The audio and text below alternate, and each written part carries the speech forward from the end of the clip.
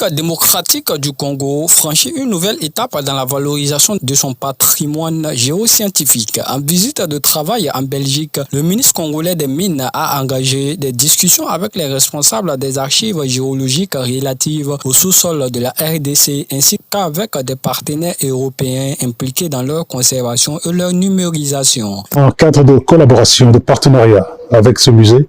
pour que graduellement les efforts qui se font ici, avec également l'aide de l'Union européenne, puissent aller dans le sens de digitaliser ces données-là et nous les transmettre afin que nous puissions avoir de la bonne donnée géologique,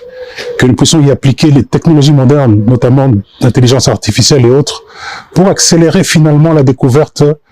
des gisements dans notre pays. L'objectif est de permettre à Kinshasa de récupérer progressivement l'accès à des données stratégiques accumulées durant la période coloniale. Nous sommes convenus sur une feuille de route avec un timing pour que nous puissions régulièrement revoir le progrès de ce qui est fait, ce qui est accompli. Et enfin, nous avons également convenu d'une task force qui va veiller à ce que nous prenions certains projets concrets,